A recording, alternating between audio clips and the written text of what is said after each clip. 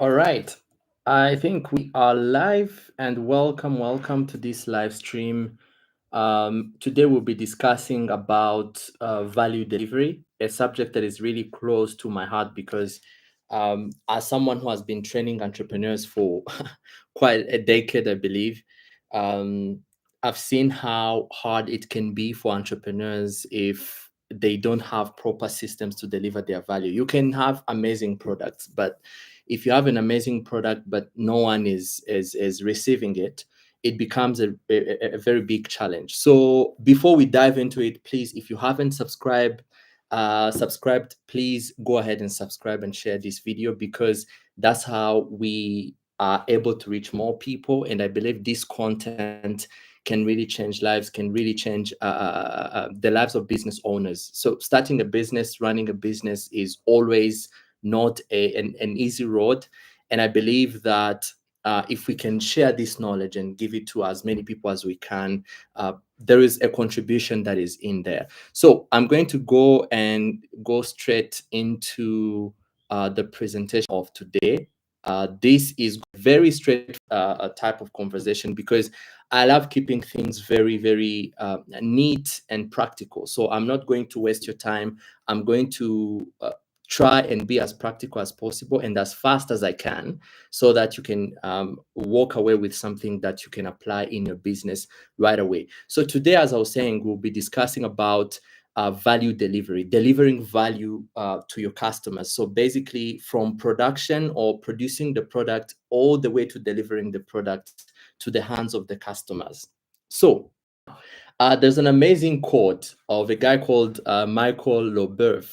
He's a business professor and author of How to Win Customers and Keep Them for Life. He said, a satisfied customer is the best business strategy of all. And I stress this more because most people think that when you talk about like business strategy or how to have an amazing business or how to design an amazing product, they think about everything except the customer. But in my experience, what I've seen, even if even if you might not be a business consultant, but you are a consumer, you consume certain types of products. I'm 100% sure if you're on this live stream or watching this video, you've bought something, you went to a restaurant, you went to a hotel, you consumed some form of services and products, and you know how impressive and impressing it is when you realize that whoever is serving you whatever the product you're consuming, people have actually taken time to put time into the product and design a product that is suitable to you. So it's very important to know that whatever you're building, if you're building a business product, it's very important to put the customers at the center of it all and make sure that whatever you're doing, you have the customer's interest at your heart, because money is always the byproduct of a good service. So whatever you're building, whatever you're designing, if no one if it's not aligned with what the customer wants or what the customer needs, then that product is going to be irrelevant. So in this course, or in this live stream, we are going to discuss about how to not how to design the products, but actually how to deliver it in such a way that you can scale your business. Because most of the time, businesses don't scale because you're selling the wrong product. Businesses scale because the way you deliver the value, or the systems in which you're using, the processes in which you're using to deliver the value, has actually a problem. So the number one pillar of value delivery is something called value stream. Now, value stream encompasses all the steps involved from the initiation of value creation to the final delivery of the end of the product to the customer.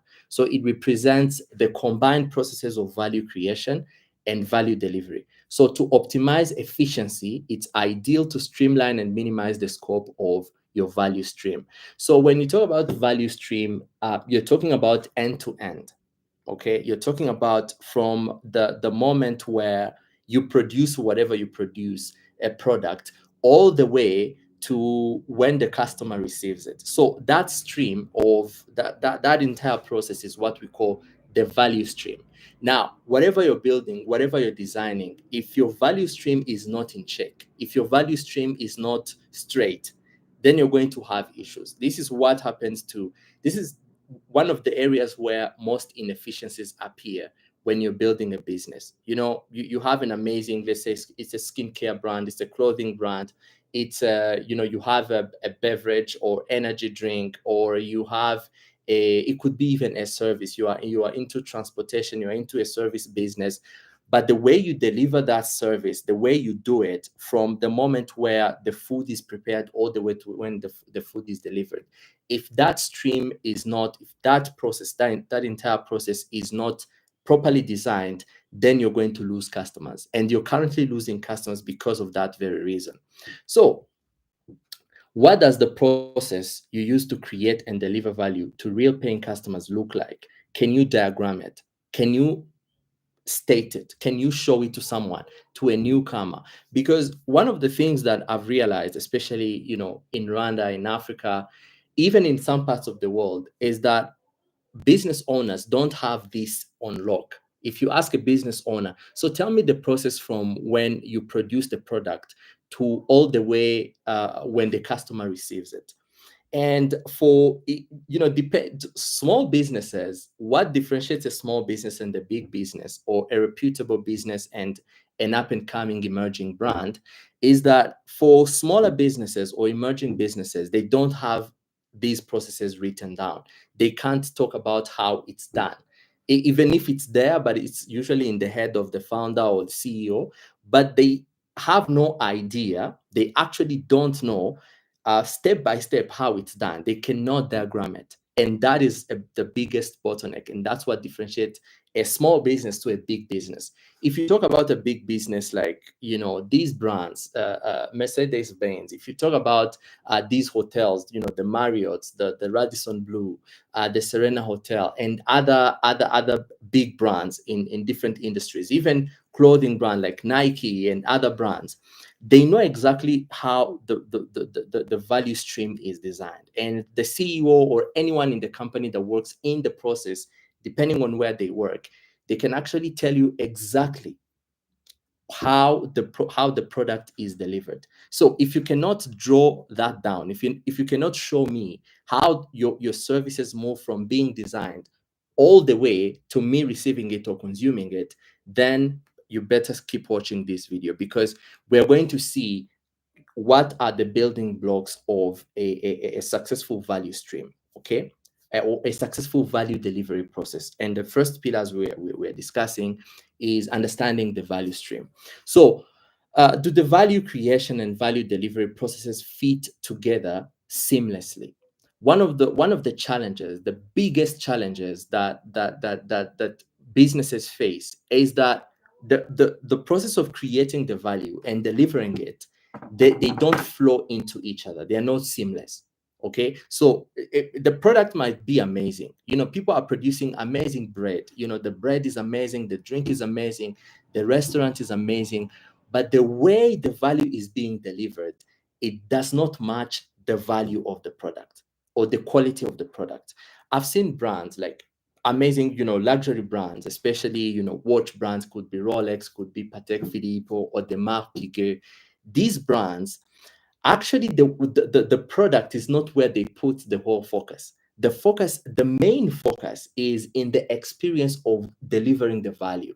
So when you purchase a Rolex, or when you purchase a Patek Philippe, or when you purchase a Birkin bag, the process, the whole entire process of ordering the bag, to having the bag, to paying for the bag, to having the bag delivered, it's a whole different process. That's what differentiates a luxury brand from a non-luxury brand, or from a common brand.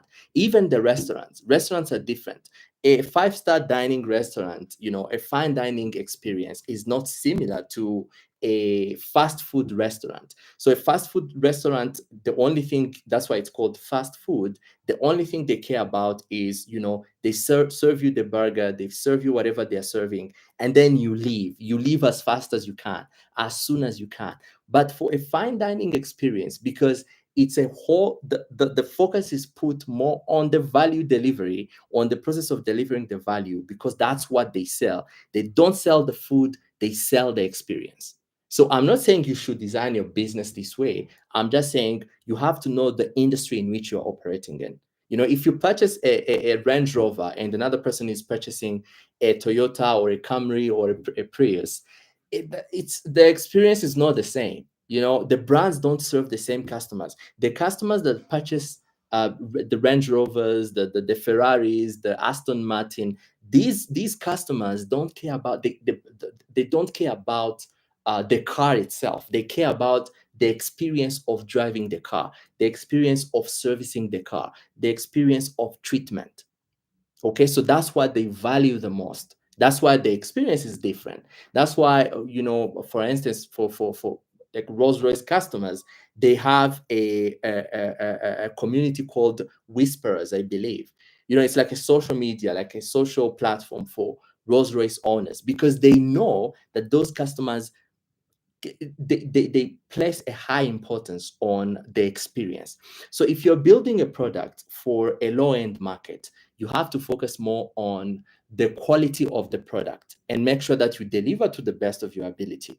But if you're delivering, if you have a luxury product, then the focus has to shift from the product to the experience of receiving the product and using the product. I'm going to give you an example.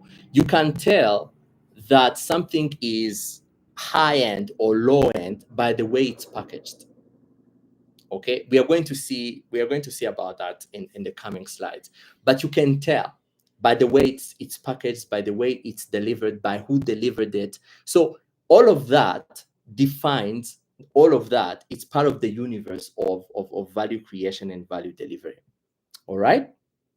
Now, when it comes to value stream, you have to measure your throughput. So the throughput is the rate at which a system achieves its desired goal. It's a measure of effectiveness. So the higher the number of units and the lower the number of times, the number that so the higher the throughput. So which means that a good system, a good value delivery system, it has to produce more units in a short amount of time, and that ratio is what we call a throughput. So it's unit over time. And what this means for, you know, if you have a business, so you have to make sure that if you produce juice, if you have a restaurant, if you have a clothing brand, you have to make sure that you keep reducing the time it takes to produce. Let's say you were producing 50 shirts every day, and it takes, let's say, 12 hours to produce 50 shirts. The goal is to improve the throughput and make sure that at least in those 12 hours, instead of producing 50 shirts, you could produce 100 shirts. How do you do that? Improving the value, the value stream, the way you deliver the value, the way you create the value, because that's where the secret is.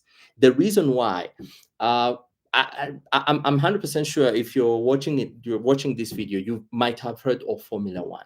So in Formula One, the race itself, it's not a race for minutes or seconds. It's literally milliseconds. Okay, so time is all they're dealing with.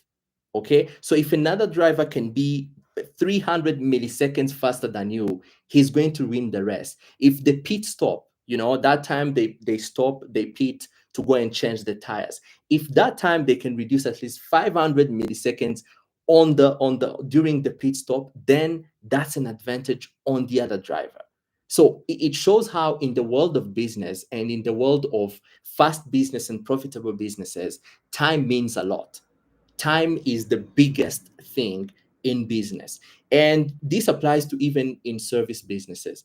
If it takes one waiter, if it takes them, let's say, or the chef, you know, you're running a restaurant, if it takes the chef, let's say, 30 minutes to serve one table, but in another restaurant it only takes the chef 20 minutes, that restaurant that takes only 20 minutes is going to overtake the one that takes 30 minutes. That's business fundamentals. That's nature. Whoever has the best throughput in their system, in their value stream, they are going to make more money than you. They are going to service more money than you, because one of the things that people value the most in the world, in the marketplace, is their time. Okay. Instead of wasting someone's time, you could actually say, look, I understand that you don't have time to wait for this, but can you go on with your day, and we finish designing this thing for you, and we're going to deliver it at your office. That that thing that you've done right there is going to gain you more customers than your competitors, and it's impossible to compete with someone who saves the time of the customer. It's virtually every single business that has become successful was because they improved their throughput. And I can bet my money on the fact that if you're watching this video and your business is struggling, the one of the major reasons why your business is struggling and you're losing customers, it is because the throughput is very high, is really bad. Okay. So you're spending a lot of time to do few things. So when you cut the time, then you have that advantage. So throughput is very important. Next, beware of accumulation. So accumulation is about small helpful or harmful inputs and behaviors that produce huge results over time. Now, accumulation can be good and bad. So when you have accumulated a lot of customer goodwill, that's great. So it means your employees are functioning at high full capacity. They are very efficient. You're delivering the result that you want to deliver for your customers. All is well.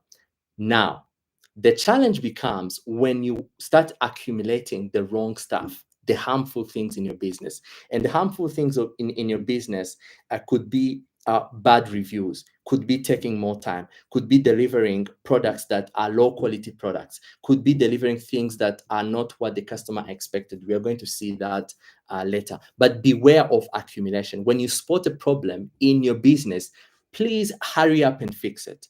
Make sure that you fix it. By the way, if you have a question, please type it in the chat. I'm going to go ahead and answer it. But so beware of accumulation, because these things compound. And most of the time, the things that destroys businesses, the things that causes a business to lose edge, are not big things. They're sometimes smaller things that you've ignored over time, and then they accumulate into something that you cannot even personally control. All right. Next, don't get distracted. We are still on the value stream. Don't get distracted by competition. Improving your value stream enhances your efficiency, making it hard for competitors to keep up. By delivering value effectively, you create a stronger position that's difficult for others to replicate, increasing your competitive advantage with every benefit and customer served. There is a research that was done by the Federation of Olympic Swimmers, and they did some couple of experiments, whereby the first experiment was done by swimmers who don't look at. So one swimmer was swimming as fast as they can, and they were not looking, they were not taking care of the other swimmers they were competing with. Another experiment was a swimmer where that swimmer is checking on the competition, okay, the other swimmers when they're swimming. So the research proved that the guy who did the swimmer who did not care about other swimmers, he was just full speed ahead, charging ahead. That swimmer swam very, very fast than the swimmer who constantly checked on the other swimmers. And contrary, that swimmer, the first swimmer who did not check on the competitors, were actually less competent than the swimmer who checked on the competition. So this proves us that your focus should not be on the competition. Your focus should be on serving as best as you can, to the best of your ability, the customers that you've got. If you please the customers in the marketplace, word travel very, very fast. So your reputation is going to precede you. Okay. There is a reason why we recommend businesses we recommend. There is a reason why we don't recommend some businesses. I've personally had some experiences with some businesses where I'm like, I'm not going to step into that restaurant anymore because of how I was treated. That's not good marketing. And so imagine the owner is worried about other restaurants, and they're not even taking care of the very customers that they've already got. So it's very important to focus on what's at hand and master it, and go for it and serve those customers to the best of your ability. And then go ahead and start competing. Because when you focus on the road, even when you're driving, when you focus on other cars, you can actually hit them. And that's a paradox. You might think, okay, if I'm focusing on these cars, I'm actually not going to hit them. But the thing is, you have to focus on like 100 meters ahead so that you don't hit other cars, which means you have to set your direction, your focus on the goal or on serving the customers that you've got, and then worry about the competition. Let the competition worry about themselves, because they cannot catch up because you keep improving and keep growing. Now, another thing that you need to consider in value stream is triage. So triage is the process of prioritizing the most critical task first, while less urgent tasks are ones are that are deferred. So every value stream has key tasks. Okay. If it's let's say you're running a business, you're in the business of, let's say, you have a poultry farm and you sell eggs. That's an example. So that process of selling eggs, from the step where you acquire the first chicken, all the way to that, all the way to when the egg laid by that chicken is going to be consumed by the final consumer in a hotel somewhere. That entire process has key tasks that has to be done, like taking care of the chicken, cleaning where the chicken lives, making sure that they're well fed, making sure that if it's vaccine that has to be provided to the chicken, they are provided, and then also making sure that the eggs are safely transported from the farm to the hotel. Those are the tasks that makes or breaks everything in your system. And I'm giving an example of poultry farming. If you are in restaurant, it's the same. If you're in clothing, it's the same. If you are a merchant, it's the same. If you're in transportation, it's the same. If you are a startup, it is the same. There are things that matters the most, that breaks or keeps together everything. So make sure that those tasks are on lock. And as an owner, or as the manager, or as the founder of the business, the CEO, make sure that those tasks are the ones that you check every single day, and make sure that you have the supervisor of the supervisor, and making sure that everything is perfect. Because in a restaurant, for instance, I love giving examples of restaurants, because these are the businesses we interact with almost on a daily basis. And in a restaurant, the most important thing is making sure that my order is what I've ordered is what I receive, and I receive it in a measurable good time. No, the order came in time, it was not delayed, and I'm treated well, with respect, and I sit in a place that is not dirty, of course, depending on the level of the restaurant. But if that's on lock, then you have a good customer experience. So which means you have to make sure that the ingredients they use is good, the chef is in good spirit, and the waiters are well paid. Okay, so these are the tasks.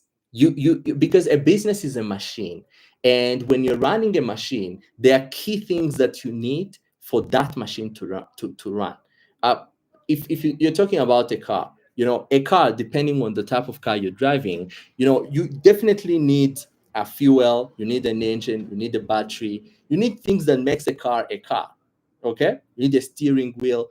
But if, let's say, the front or the rear view mirror is not working, you can still drive. It's not safe, but you can still drive. You can still drive to the mechanic and get it fixed.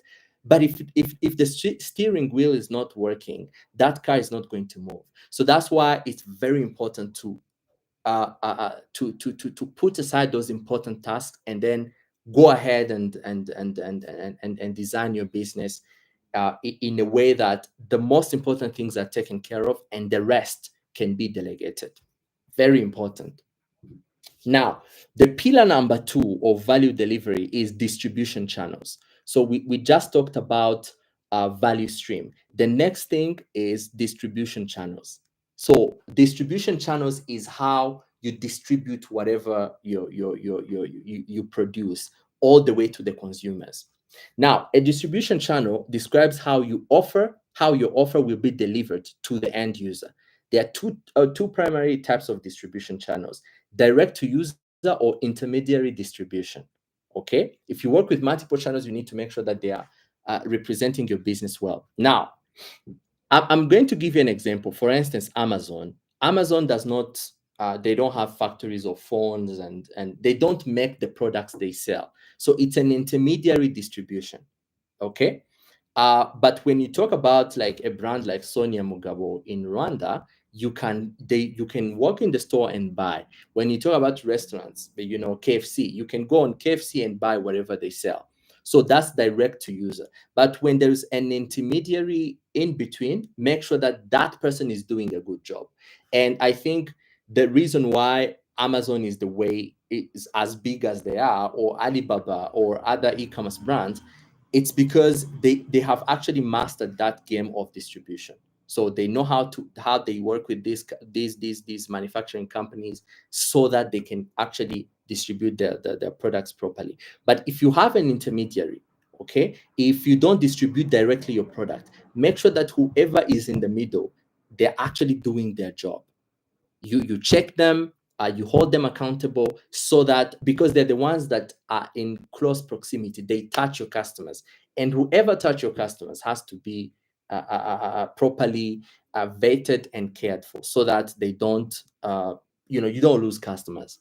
So factors to consider when you're designing your distribution channels: number one, there is duplication. Okay, so duplication is the ability to consistently replicate something of value.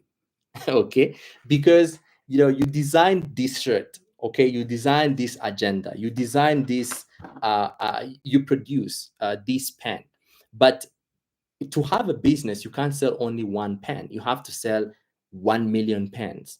And to do that, you need distribution. So to build something that operates independently of you, mastering duplication is very important, is very essential. If your direct involvement is required for every customer, your capacity to serve them will be always limited.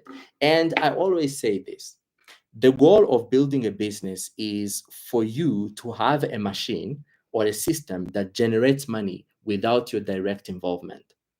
If you have a business that only runs when you're there, you don't have a business. You have a job. So that's a job that you have there. And most of the time, the businesses that run without the founder, or the businesses that only run when the founder is there, those businesses don't scale, and they're not good businesses.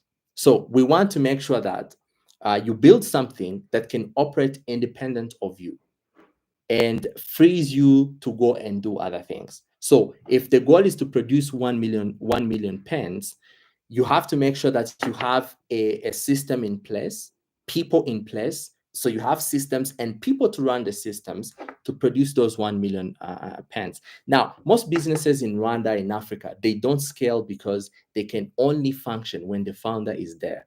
And that is the number one indicator that the business don't have systems. Every single aspect of the business, all parts of the business is in the mind of the business owner. And consequently, when they die with the product. They die with the business. That's why in Africa, most businesses die when the founder dies. We don't have the culture of handing over the business to our kids or family members. Yes, it's a family business, but there's only one person that understands the ins and out of the business. So if you cannot duplicate your business, then you cannot scale it. And if you cannot scale it, it cannot be as big as enough. Okay. Number two, when it comes to distribution, number two is multiplication. So multiplication is the replication of an entire process or system. So a single business has a production limit, but by replicating a successful model, it can scale and serve more customers. So multiplication is key difference between small and large enterprises. So this is what I was saying. So if you cannot multiply, if your business, and the reason why multiplication, so the only thing that makes multiplication impossible is disorder, is chaos, because you cannot multiply chaos. You can't scale chaos. You scale order. Order can be scaled. So what I want you to get away with from this live stream is to just get away with one thing. I'm going to organize my business in such a way that I can give this business to someone else to run it and they can run it. I'm not saying that you should exit your business right now. I'm just saying you should be ready to exit if needs arise. Okay, if a need arises, you can exit the business and also be able to scale and make it bigger and bring in investors and do all kinds of amazing things that people do with their businesses. But without multiplication, there is no scale. So scale is the ability to consistently replicate or expand a process as demand grows. Okay, I'm going to give you an example. This is very funny. Most African businesses are doing amazing things. Okay, if it's a clothing brand, they have amazing clothes. If it's a fast food restaurant, if it's a small restaurant somewhere in the middle of a neighborhood, they have amazing food. Everything is great, but they cannot scale because they cannot replicate their processes. you know, I always say that McDonald's was one day an SME. Okay, it was just a restaurant. But until Ray Kroc walked in and said, "Look, guys, I think you have something amazing here. We just need to improve it a little bit and take this system and franchise it." So actually, the business of McDonald's is not the burgers; it's real estate. McDonald's is not in the burger business, it's in real estate. So when you franchise with McDonald's, they license you the process of making a burger, and they lease you the land upon which the burger is made. But that's not possible for a business. The reason why it's not possible for businesses in Africa, it's because if you make an omelette, you're the only one who knows how to make that omelette. Okay. And even the way you do it, you don't have like specific algorithmic steps that anyone can follow to make that omelette. So, consequently, because of that, therefore, you cannot scale. Not because you have a bad business, but because you have a system that is not scalable, that is not replicatable. You cannot duplicate it. And if you cannot, and businesses, money is made in duplication. Duplication. If whoever made this pen did not know how to make 1 million pens that are similar to this, then we would not have a business. So if you can, if so, let's say, whatever you're producing, the units you're producing 50 units right now. If you don't have processes in place that can allow you with, if we can arm you with capital, okay, if I can arm you with capital, can you produce 1,000 units in 1 hour? Are your system that replicatable? Are your system that scalable? I'm not saying, usually I always advise people to not worry about scale at the beginning. You can do things that do not scale. That's perfectly fine. But as you grow your business, as you develop your business, you need to think about scaling. You have one shop today. How about having 10 shops? Can you have 10 shops? Is your business well organized enough to have 100 shops if you had the capital to do that? If you're watching this video and the answer is no, then we need to chat, we need to speak. Okay, because you have to be able, okay, you have to be able to scale your business. You have to be able to replicate your business. Other than that, then you don't have a business. Because I think the purpose of having a business, unless maybe you want something small, but I would really like you to scale and have a much bigger business. So always think about scale. And then there is amplification. So amplification occurs when a small change in a scalable system produces significant results. So to spot amplification opportunities, focus on areas where duplication or multiplication is happening. So the bigger the system, the greater the impact, or even minor adjustments. So amplifications are the things that causes greater effect when they are stepped into. I'll give you an example. When you step on a gas pedal of a car, that's amplification. Okay, so the speed is already there, but when you step on it, it amplifies the speed, and you don't have to. So you're pushing 1,000 kilos or 2 tons with just one push. So to do that, it's impossible to do that without understanding the concept of amplification. So you need to find those amplifiers, and amplifiers can be things that causes the business to make more money by doing less effort. And here it could be, good customer service.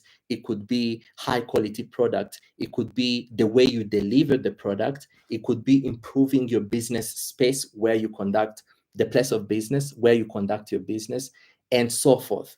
But you need to find those small amplifiers and say, okay, and this takes study. You have to study your business and see, okay, okay, let's say you were making, you were serving, let's say 15 customers every day, but randomly on a Wednesday, you realize that there's a spike in the number of customers that you've served. They are no longer 15. They have become maybe like 50. So the first thing you have to do is, don't think it's luck. Go and ask your team. Ask them, okay, what happened on Wednesday? They could tell you, oh, I don't know, Wednesday was payday. And you realize that maybe your employees are motivated by bonuses, which means that probably the bonuses are going to be amplifiers. If you set goals for them, they would probably say, you know what? Actually, what we're going to do, if you sell 20 to 20 customers, the extra orders are going to be, you're going to get that money. You're going to take that extra money. It will be yours. It will be added to your monthly bonuses, because you've discovered that your employees are motivated by that. Or you realize that that spike was caused by a day off. The day before the spike was a day off. So which means the employees were well rested. So what does that mean? It simply means that the next time you're going to find that amplifier, you probably need, the amplifier could be because people are rested. So which means that maybe they need to close the shop a little bit earlier so that they go home and rest, and they come the next morning refreshed. But you need to find that amplifier. What is one thing or a couple of things that when we do it in our business, it actually gives us huge leverage? For instance, amplifiers in my business is content and community. So when I create content, I receive more opportunities. Another amplifier is networking, meeting people, building relationships, because that's how I get the investors. That's how I get the deals. So you have to keep thinking of these amplifiers, these elements that amplifies your business. Okay. Now, next is force multipliers, similar to amplifiers, but slightly different. So force multipliers are tools that enhances your effort, increasing output with the same level of input, like a hammer improving efficiency. So investing in force multipliers allows you to accomplish more without extra efforts. So the best use of debt or outside capital is to gain access to force multipliers that wouldn't be available otherwise. Yeah, so it's almost similar to amplifiers, but also force multipliers. Another example is capital. So that capital can be a force multiplier because you've injected more fuel, another engine, another support in the business, and the business can actually grow and move faster than prior to than before, when the business did not have that capital. Okay. Number 3 is expectation. That's the third pillar of value delivery. Expectation. Okay. So customers are all, there's something called the expectation effect. So customers are expecting from you. They're expecting, you might think that the customers are expecting you to give them, let's say you say, I'm selling pens. All they're expecting is just pens, right? If I give them pens, then that's it. Well, I wish it was I wish it was the case, but it's not the case. Customers are expecting more than what you actually can give them. So a customer's perception of quality is shaped by the expectation and the actual performance of a product or service. So to ensure satisfaction, performance must exceed expectations. So when you consistently deliver more than expected, customers perceive greater value, so strive to create experiences that pleasantly surprise them. So if it's a pen that you deliver Make sure that that pen is delivered maybe well packaged. You could put a note in it, depending on, of course, the value of the pen. If, let's say, you have like wedding decoration services, maybe you need to add more flair into what you're doing. Maybe you need to have also a gift for the bride and groom. Maybe you need to provide cleaning services after you do the decoration. Like anything that can help you be perceived as someone who exceeded expectations, that's what the customers want. That's what the customers always expect from you. They don't expect what they have paid for. They want to feel like, oh, this was actually, we actually got more than what we paid for. Okay, it's those restaurants where, when you walk in, they greet you by your first name, and the waiter or the butler is going to, say his name and show you where to sit. And when you wrap up your dining, they are going to accompany you out and thank you and shake your hand and give you a thank you note. That's what customers are expecting from us. Okay, and without that type of experience, you're going to lose customers. And sometimes, let me tell you something, when we learn about these things, sometimes we think that customers are looking for, extremely big things. Yes, they are looking for someone who can exceed expectations, but remember, the market people in the marketplace, most of them are mediocre, so they deliver mediocre services. If you can contribute to having like a little bit of effort, just put a little bit of thought into what you do, then this, if you have a garage, okay, if you have a garage, let's say you just, your mechanics have already fixed the car, maybe was like changing oil or changing tires or adjusting anything inside, and then they finish everything. And maybe before you hand the car over to the customer, you could actually wipe the dirt or whatever, on the car, or wash the car just a little bit and give it to the customer when the car is actually as neat as as they brought it. Those are the easier things that you can provide to the customer. And let's say, someone walking to the office, or you have that garage I was mentioning, but you also have like a coffee on like a coffee stand on the side where people are coming for car servicing. You can actually offer them tea and coffee. These are things that are not going to cost you a lot of money, but be they're going to create like a bond between you and your business because of the expectation effect. So mind this. So there are few factors to consider when you're working on your customer satisfaction. Number one, there is quality. And quality, what we mean by this is fitness of purpose. If I want a fine dining experience, give me a fine dining experience. If I want a fast food restaurant, a fast food service, that shop of yours, or that business of yours, that restaurant of yours, better be as fast as you claim. So fitness of purpose is very important.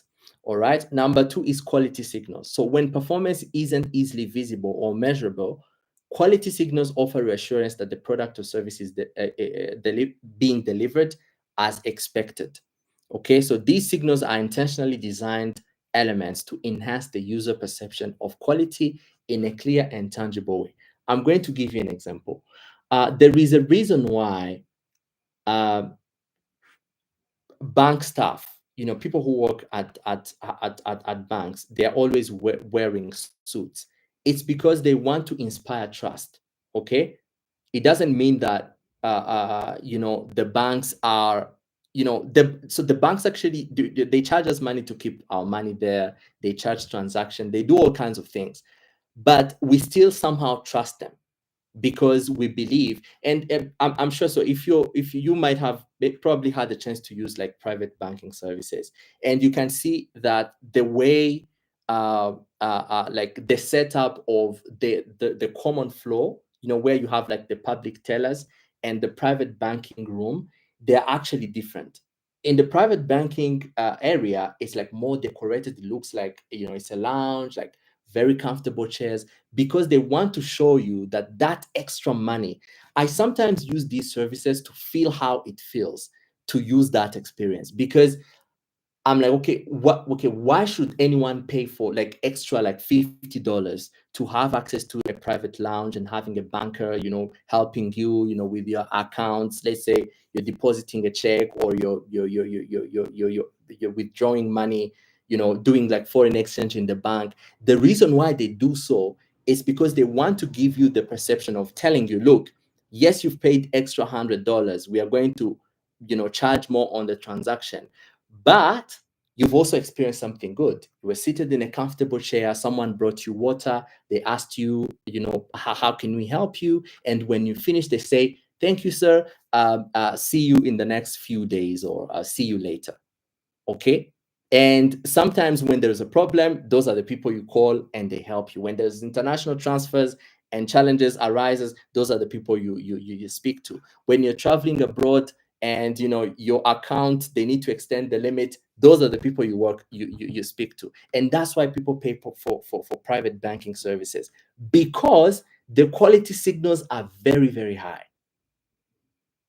And so whatever you're delivering, make sure that if you're delivering a high quality service, make sure that the quality signals, you can signal the quality in this section of expectation. It's part of managing expectations, or making sure that you exceed the expectations of your customers. Now, quality signals can be reputation, branding, social proof, price, packaging, certification, expert endorsements, consistency, customer experience, transparency, longevity, innovation, customer support, guarantees, and warranties. Like I was saying, customer support, customer experience, packaging, social proof, everything. So it's the same way people buy first class tickets, others fly economy. It's different. So, it's the same plane, but it's different because you're treated differently. The customer experience is completely different. The consistency of the way they treat you, how they take care of you, it's completely different. The reputation, when you post that, on social media, I was traveling first class. Oh, okay, levels are there. Okay, these are the quality signals. So make sure that if you're going to charge higher, if let's say you're in the business of consulting, for instance, if I have a client that I'm going to close, and this is a big client, I'm not going to have a discussion with them in a a regular coffee shop. I'll probably take them in a hotel lounge, or take them to like a dining experience, or book them a trip up country during the weekend, so that they come back and after our deal, when they feel relaxed and everything. And then we can go ahead and discuss about the big checks that they're going to get. But it has to match. The money you charge has to match. Again, this depends on the business you are in. And I always advise that if you hypothetically get a good client, let's say you were running a shop, and one day there was this client that came and purchased, usually what 3 or 4 or 5 clients purchases at once. That is a high quality that's a high level client that deserves proper quality signals. Okay, you need to, if it's packaging, do that. If you have to accompany them to their car and shake their hands, do that.